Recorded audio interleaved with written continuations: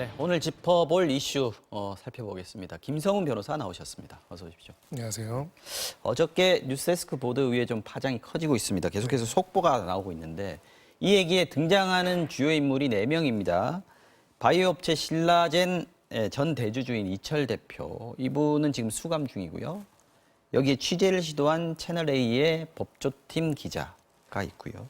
그리고 여기서 거론된 유시민 노무현 재단 이사장, 그리고 윤석열 검찰총장의 최측근이라는 현직 검사장의 이름이 여기서 또 등장을 합니다. 녹취가 돼 있다라는 거고요. 자, 이걸 어떤 식으로 어떻게 이야기를 시작해야 될지 조금 잘 모르겠는데요. 한번 좀 설명해 주십시오. 무슨 사건인지. 일단은 이 사건 신라젠부터 먼저 이야기해 볼까요? 네. 지금 내용에 대해서 아시는 분들도 있겠지만 모르시는 분도 계시기 때문에. 바이오 업체입니다. 네. 원래 이 신라젠이 뭐 코스닥 시총 3위까지도 오를 정도로 굉장히 크게 이제 성공적인 회사로 등장했던 곳이고요. 이제 이철 전 대표라는 사람이 여기에 투자한 투자사의 대표였습니다. 네. 그래서 당시에 이제 엄청나게 이제 주가가 오르다가 어느 날 갑자기 그 개발하던 신약의 임상이 실패를 하면서 한 14만 명에 달하는 이제 소위 말하는 소액 투자자들이 큰 피해를 입은 사안이 있었습니다. 근데 이 14만 명이 손해를 입기 직전에 이 정보를 이용해서 이제 관련자들이 미리 주식을 팔아서 미공개 정보 이용이 아니냐라는 거에 관련된 수사가 지금도 진행 중이고요. 이런 사안이고 이철 전 대표 같은 경우에는 과거에 또 다른 자본시장법 위반 혐의라든지 이런 것들로 인해 가지고 현재 구속 수감 중인 상황이었습니다. 이제 이 부분에 관련해 가지고 이제 이철 전 대표가 과거에 이제 현 여권과 여러 가지 연관이 있다라는 의혹들을 계속 이제 어떻게 보면은 그냥 카더라식의 보도들이 계속 있어 왔고요.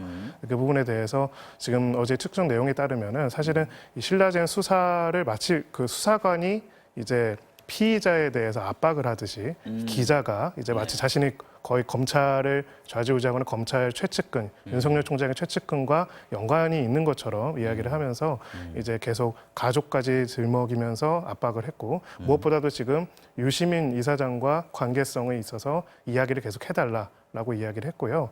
조금 좀 의아스럽고 좀 사실은 굉장히 우려스러운 부분은 수사도 그렇고요. 보도도 그렇고 사실을 보도하고 사실을 파악하는 게 목적이어야지 사실을 만들어내면 안 되죠. 근데 일단 이 녹취 내용에 보면은 해당되는 기자가 뭐 치면 좋고 안 치면 안 좋고 어쨌든 상관이 없는 것 아니냐. 그러니까 사실 이철 대표 입장에서는 이런 식으로 가도 상관이 없는 거 아니냐라고 하면서 계속 압박하는 장면이 나와서 이게 검찰과 언론과의 유착이나 의혹인지에 대한 이제 문제 제기도 있고요. 그리고 또 이 사건의 실체에 관한 또 문제 제기도 같이 있는 그런 상황입니다. 이철 전 대표의 가족 지금 수감이 돼 있고 확정 판결을 이미 받은 상태인데 네. 재수사가 될 것이다.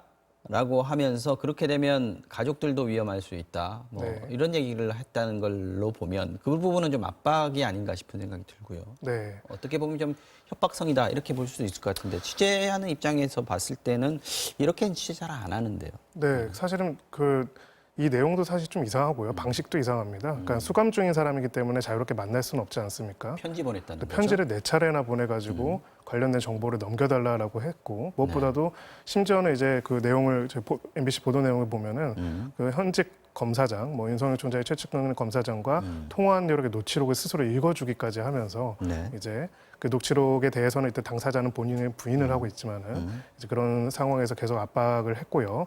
무엇보다도 이제 무언가 구체적인 근거를 가지고 그 근거에 대해서 확인하는 것이 아니라 그냥 막무가내로 내놔라라는 요청을 계속 했다는 점에서는 굉장히 좀 이례적이고 이상한 그리고 사실은 이 채널 A 측에서도 처음에는 어느 정도 반박하는 듯이 이야기를 했지만 스스로 보기에도 이게 정상적인 취재가 아니기 때문에 이 부분에 대해서는 사실관계를 확인해가지고 뭐 이야기를 하겠다 일단 이런 입장을 내놓은 그런 상황입니다. 알겠습니다. 자, 말씀드린 대로 이철 전 대표는 수감돼 있습니다.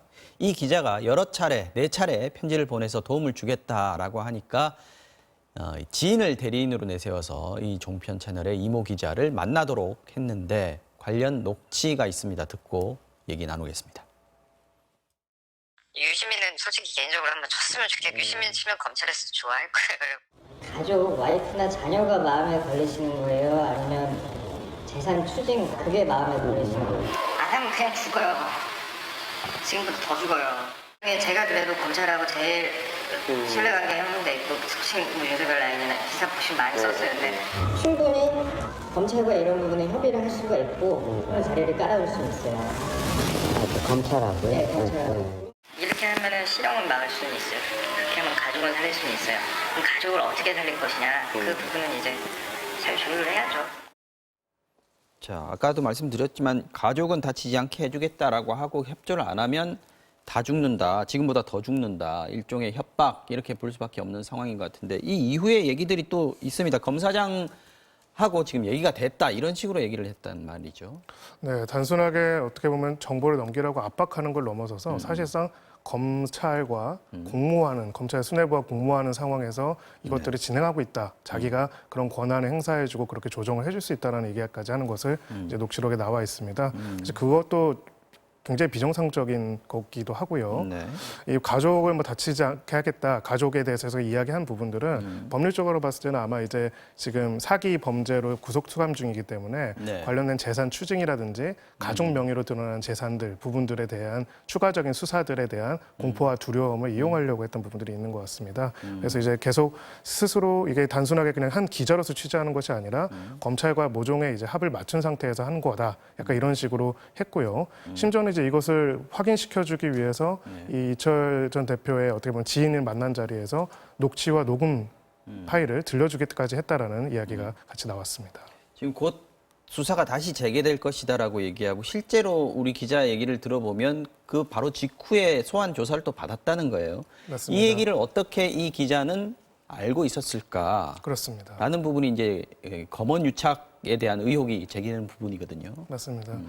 뭐 실제 그 녹취록의 진위 여부를 떠나서 네. 녹취록에 이제 나온 말로는 일단은 언론에서 이렇게 관심을 가져서 하면은 나쁠 것이 없다. 수사를 방해하는 것도 아니고 그러니까 라는 식으로 이야기를 한 부분들이 나온 부분도 있고요. 네. 실제로 이제 2월 달에 이 합수단이 이제 신라젠 관련된 수사를 강도 높게 다시 재개한 부분도 있었습니다. 맞아요. 네, 물론 이후에 이제 뭐 직제 개편으로 통해서 잠깐 멈추긴 했지만요. 현재도 수사가 진행 중인 상황이고요. 이런 상황에서 어떻게 보면은 객관적인 사실관계에 대한 구체적인 근거를 들이대면서 확인하는 것이 아니라 무작정 어떻게 보면은 사실은 기자가 취재하는 내용이라기보다 약간 어떻게 보면 브로커 같은 느낌으로 계속 정보를 요구하는 부분이 있어가지고 의문이 자아내는 부분이고요.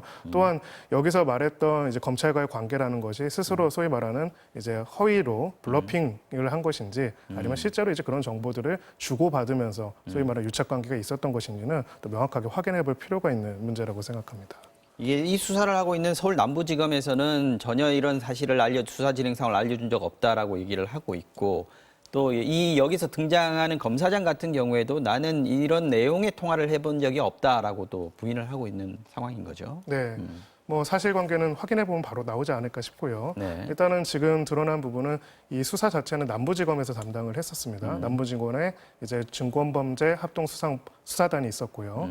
근데 지금 검사장은 그 녹취 내용만 보더라도 이 남부지검에 직접 관할을 하는 사람은 아닌 걸로 보입니다. 수사팀에 전달을 해주겠다 뭐 이런 얘기들을 하는 걸로 봐서요. 네네. 그렇기 때문에 지금 이런 통화가 실제로 있었는지 이런 거래가 있었는지 그 남부지검의 수사 상황에 대한 보고나 이런 것들이 어떻게 되어 있는지에 대해서는 사실관계를 꼭 확인해 볼 필요가 있다고 생각합니다. 자, 문제 전화 녹취 내용은 사실 해당 그 대리인이라고 하는 그분은 목소리까지 들었다고 하지만 실제 저희가 방송한 부분은 채널A 기자가 해당 검사장과 나눈 대화를 녹취했고 이걸 녹취록이 있으니까 내가 읽어주겠다라고 해서 들려준 내용입니다. 일단 이 부분도 한번 들어보시고 얘기 이어가죠.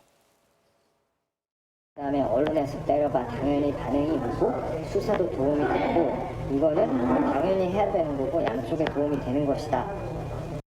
돈이 어차피 철범 드러나니까 가족이나 와이프 처벌하고 하는 부분 정도는 긍정적으로 했을 것 같은데 그래 얘기 들어봐 그리고 다시 나한테 알려줘.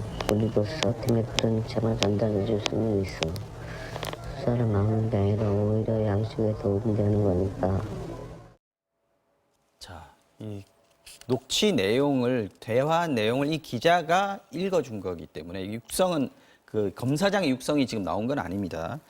채널A 쪽에서 아까 잠깐 설명해 주셨는데요. 공식적으로 지금 뭐라고 얘기를 하고 있습니까? 네, 지난 뉴스 말미에 얘기를 했죠. 일단은 사실관계에 대해서는 확인을 해보겠지만은 일단 저런 수사 무마에 관련된 청탁을 받고 부적절한 이제 취재 행위가 있었던 것으로 일부 확인이 돼서 사실관계를 파악한 다음에 엄중히 할 것이다라고 이야기를 했고요. 네. 그래서 사실 이 사건에 관해서는 지금 이 당사자인 그 채널A 기자가 도대체 뭐가 진실인지 어디까지가 자신이 객관적으로 확인한 내용이고 어디까지가 자기가 사실 혹시라도 사실과 다른 거짓말이 있다면 그런 부분인지를 명백하게 밝히는 것이 필요한 상황입니다. 본인의 어떤 취재 내용이라든지 방식이라든지 과정을 좀 밝히는 것이 지금 필요한 상황이다라는 네, 그렇습니다. 부분입니다. 추미애 법무부 장관이 관련해 가지고 한마디 했더군요. 네, 이거에 관련돼서 이제 인터뷰에서 뭐 필요하다면 사실관계를 확인한 다음에 이제 구체적인 근거가 있는 경우에는 감찰까지도 하겠다라고 이야기를 하고 있고요.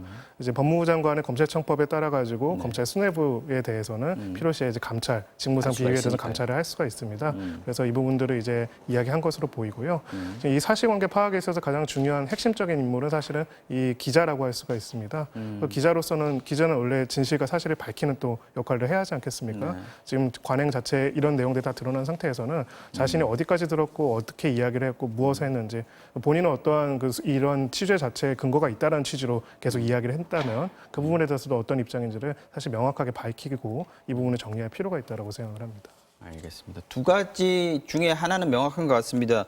만약에 검사장과 기자의 통화가 사실이라면 검언 유착 의혹이 나올 수 있는 부분이고요. 기획수사 얘기가 나올 수 있는 부분이고 만약에 검사장과 통화가 없었는데 이 기자가 조작해서 이 내용을 했다면 이건 그야말로 취재윤리를 중대하게 위반하는 사안인 것 같고 이 부분에 대해서는 검찰이 또 수사에 들어가야 되는 사안이 아닌가 싶습니다. 맞습니다. 검찰이 피해자가 되는 상황이고. 네, 검찰을 어떻게 보면 참칭해서 한 거라면 당연히 그 부분에 대해서는 검찰 스스로가 방관자적인 입장이 아니라 그냥 부인하는 입장이 아니라 명확하게 수사를 해서 진상을 스스로 먼저 규명해야 하지 않을까 그렇게 생각합니다. 네, 오늘 말씀은 여기까지 듣겠습니다. 지금까지 김성훈 변호사였습니다. 고맙습니다.